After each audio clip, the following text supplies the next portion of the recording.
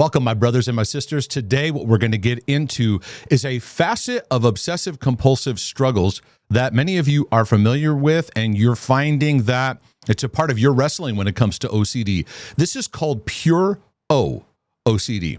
I want to dig into it, talk about it a bit, and talk about some healing steps. I also want to bring out how a well-known famous musician whose name is Luke Combs talked about it. I'm going to look at his video for a moment, give some feedback, and we're going to walk through this. So welcome to the Healing and Freedom Journey. Mark DeJesus here. I'm your brother from another mother, bringing you insights along the way. I'm all about mental, emotional, and relationship health. And if you are too, you have arrived at a great place. As I mentioned, I want to talk about this subset called Pure O OCD. And basically, what does it mean? Well, when you have obsessions and compulsions, you have an obsession, which is some kind of disturbance, some kind of thought that creates a sense of anxiety, a sense of conflict, a sense of guilt, some kind of disturbing scenario.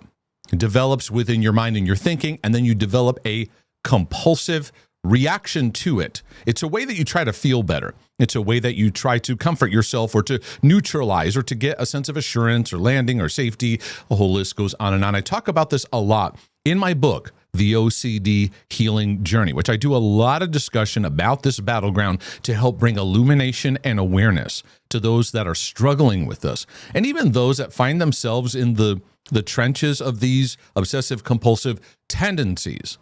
So Pure O, what it describes is you have the obsession, you have the disturbance going on, but the compulsions are not necessarily physically seen.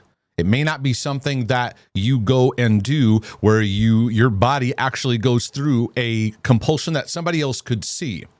It's actually all taking place in your head. They are mental compulsions versus what we often look for is the physical compulsions, the things that can be seen. So you have these intrusive thoughts that come in. They create a sense of disturbance. They usually take your values and they flip them upside down. They kind of go towards the opposite of who you are and what you really believe. So it creates this whole sense of disturbance. It inflames doubt. It inflames anxiety. It inflames a sense of uncertainty and a sense of a magnifying to this subject. I got to fix it. I got to figure it out. So the facet of what's called Pure O brings out a lot of what takes place in an obsessive's mind, in an obsessive-compulsive mind, because there's all these mental hula hoops that can go on right inside your mind, right inside your thinking. Of course, there's the classic ruminating, which is just kind of regurgitating over and over again with a flavor of worry. And you're thinking that if I just keep going over it and keep going over it, I'll get better, but it keeps growing, the obsession. But there's a lot of mental tricks that we can find ourselves jumping through. Many of the arguing that we'll do, we'll debate within our minds. We'll do mental convincing. I am not that. I am not what that thought is saying. No, I don't want to do that.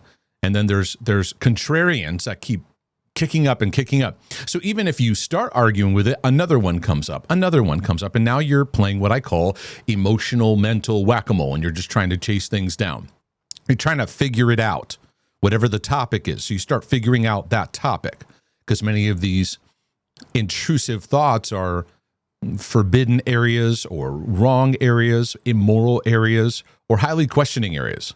Could be harm, it could be sexually related, could be relationally related, could be God related, how you stand with God, whether you're right or wrong, whether you're in his will, not in his will, whether you're surrendered or not, whether you're loved or not, whether you love him or not. Do you love him enough? So there's a lot of reasoning, solving. There's a sense of like trying to neutralize. If I do all this, I got to figure this thing out. When I look at Pure O, I actually see someone who gets lost in their head. They get lost in their mind. And I know what it's like to be in that. You feel yourself in an inward tornado that's just kind of pulling you in, sucking you in. And it pulls you out of the moment. It pulls you out of being fully present, to use that word fully. You know, many of you know I joke around about fully. Am I fully in this or not? But there's a lot of settling that we try to do, trying to get ourselves settled. So we try to chase questions like, am I a bad person? Am I a murderer? Am I a pedophile? You chase doubts. A lot of this is there's a sense of doubt that gets flagged. Whereas everyone has doubts, everyone has intrusive thoughts. But for an obsessive compulsive person, they flag a thought. They flag what comes by, and they are pulled into trying to figure this thing out. They become a doubt chaser. So you're trying to neutralize all your doubts, and then you're in this mental inner world. You're monitoring your systems. You're monitoring your faculties. You're monitoring what your body's doing. You might be monitoring, I feel this thing in my body. Maybe this means that. Or you're checking for intrusive thoughts. You may be going about your day and you're like, hey, this is a nice day. And is it really? And you start checking your feelings and you're checking for intrusive thoughts, which then often triggers them. And what we find ourselves doing is we're locked in our head chasing an emotional feeling. We're trying to chase a disturbance out while we're also trying to chase a better feeling. And this gets us locked into an imprisonment within ourselves. And so what I thought I would do is I would just pull up this video by Luke Combs, who's a famous singer, country singer, songwriter.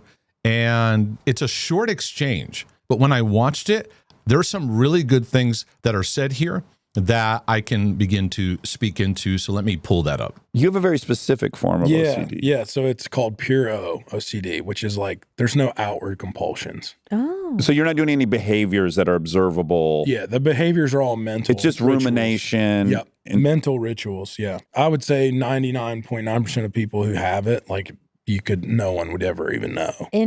Now, when he says no one would ever even know, I think that people who are trained and understand this battlefield, there are a couple things that you can pick up, though, when someone's lost in pure O kind of spirals. One is they're not fully present in the moment. They're not there.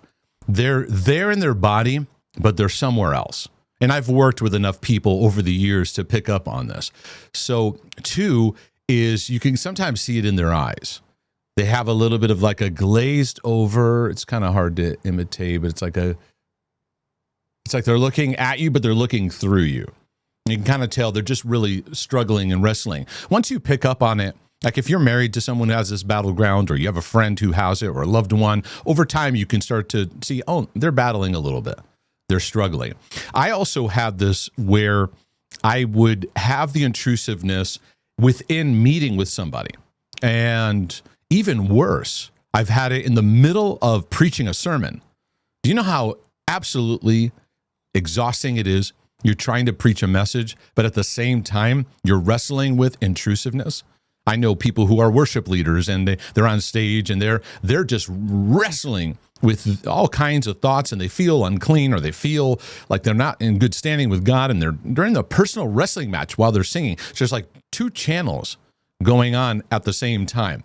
But anyways, I'll continue in this short clip. Interesting. Like you could be like, I'm not, but in theory, I could be having it right now and having this conversation, and it's like there's almost two. Yeah. Yes. Almost the subconscious is having the conversation, but the real focus is on. Yes, correct. Yes. Absolutely correct. Yeah. So this is a common battleground. That's why I talk so much about the gentle redirect when we get lost in our thoughts.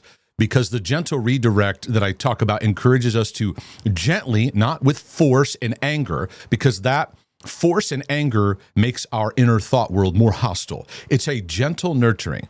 You kind of catch yourself, okay, I'm in that ditch over there. Let me bring myself back to the present moment. Because then what it does is practicing being present at work, with the person I'm talking to, with wherever I'm at, just gently redirecting. It encourages a compassionate relationship with my thoughts, and it brings me back to what's important. And it's slowly over time telling my brain this subject isn't as important as it says it is. Now, you're not arguing back. You're not doing all these hula hoops with it and that you're jumping through. You're just gently bringing yourself back. And it gets you more into your heart, because the heart is a place of relationship. It's a place of compassion, of being more compassionate to yourself, to the people that you're with. And so I found that when I practiced that, it would help me get out of my head, get into another person's world. And it was a place of training me how to respond to my thoughts differently. But what he says there, where he says you got one pathway going and another pathway going at the same time.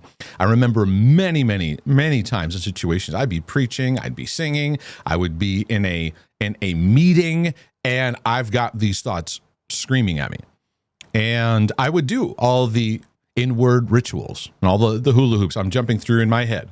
I'd even try to pray certain things or try to do all these things to make the feeling. Basically, what we're doing is we're trying to make the thought go away and the feeling go away, which that kind of posture over time makes the thoughts worse. So this is something that we need coaching in. I had to learn it the hard way because I tried many different things, some of them even Christian labels to them that I would do, and it would just make it worse because I was doing things to strengthen the thoughts by arguing back and doing all these things, because all these compulsive things, what they do is they make the subject grow, that this thing is legitimate. And I really need to argue with this, and I really need to figure it out. Listen to what he says here. It goes in like themes. Like there's a lot of themes that are very recurrent for like people that have this, you know. Yeah. Like a lot of people, like religion is one, right? Like if like it's like it essentially preys on everything, like the antithesis of who you are. Right there, the antithesis of who you are. So that's what I'm talking about when I say it goes against your value system. It's like goes in the opposite, flips them. He says it comes as the antithesis of who you are, what you really value.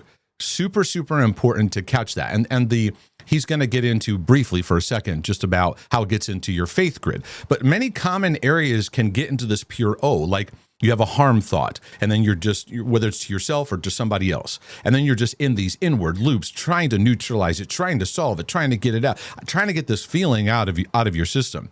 Sexual thoughts are probably the most common that I see, because you're in a situation, you have an inappropriate thought towards somebody, and now you're wrestling with it, and you have a feeling, you have an emotion that comes with it, you have a bodily sensation, now you're tying all these things to it, and now you're in this inner torment. It could be the fear of having a disease, some kind of somatic thing that you feel. Many obsessors, they're in their heads spinning over a conversation they've had. I've had this happen countless times in my life, in my journey, where I'm replaying the conversation I just had in my head, and I'm trying to make it feel better. I'm going back into the past, rehaving the conversation in my head, trying to make it feel better, going back and forth, back and forth, back and forth. Then he talks about faith-based ones. And I love what Dax Shepard says here in response. I go, thank you. He gets it. It's like you could tell that he was listening, or maybe he has some experience in this. We'll get to that in just a second. But these faith questions go into, do I believe enough? Do I love enough? I get countless emails every day with a sense of, so how do I really know that I'm saved? And how do I really know that I'm believing? The problem is that in Christianity, we're not detecting this battleground. So we respond, we give answers, and then we get frustrated because the person keeps coming back with questions, Yeah, but what if? Yeah, but what if? Yeah, but what if? And it gets exhausting. So then sometimes the person asking the question goes, well, if you're doubting your salvation, then I'm doubting it too. And then we kind of backhand this thing, not realizing that this is an obsessive-compulsive world. And I believe the church needs to become more and more aware, because there's a lot of people spinning within their head over distortions and disturbances that they're trying to find their peace, and they can't be present, they can't engage, they can't move forward in their faith, or they feel like they can't, because they've got to resolve this thing. And then it can move into like existential stuff, where now you're chasing these thoughts in your mind, or these questions about God and the existence of God, and these deep theological questions. They sound deep, but they're pulling you into just constant doubt chasing.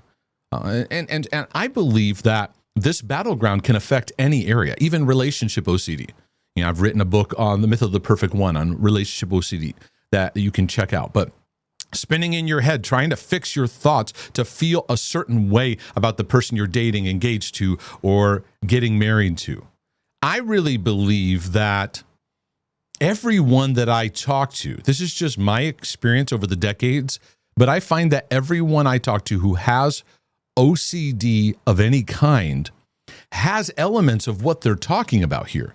Because yes, we have our routines, our outward compulsions, but we also have a lot of the inward things that we're always jumping through. I rarely see OCD without rumination. I rarely see OCD without thought checking or thought action fusion, or this inward mulling over, regurgitating the same subject over and over again, trying to solve it. So I know that in practice psychology kind of creates these compartments, these subsets, and this is one of them. But I think this is something all of us could help to understand with how we relate to our thoughts. But want to catch this part here that they bring up. Yeah. But it focuses on questions that are unanswerable. Exactly. Questions that are unanswerable. The way I say it is questions that lead nowhere. They're not fruitful questions that lead you to empowering discovery, growing in love, growing in the truth that sets you free. You're just going into stuff that goes nowhere, meaning it's not something that you land with, you get completely resolved, nor do you end up in the long term feeling better. Even though you're chasing an emotion for right now, you may feel a momentary, okay, I figured it out, I feel better right now, but then it comes back in another form. Which is like, do I really love God? Bingo, here we go.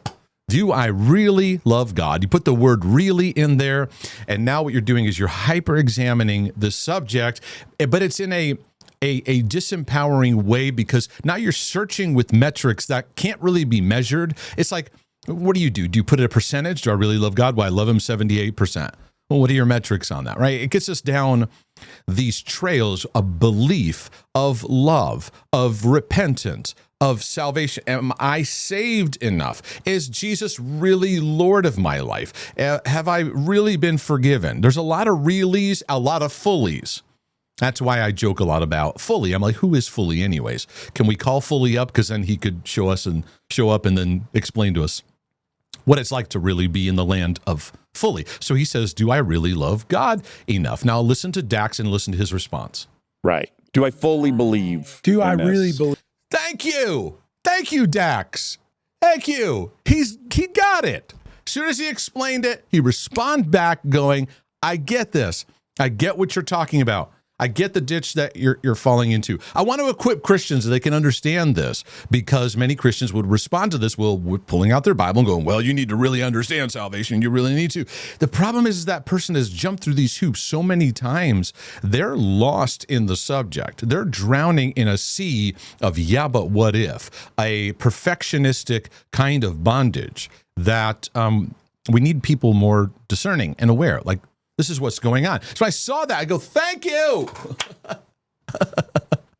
I wish that years ago when I would talk and share, I wouldn't get the weird stare and the, well, I'm sorry to hear you struggle with that. I'd get somebody who'd get it like this. So well done, Dax. Even God. Yeah, what percentage And do then I? you spend not over 90% of your day thinking about that.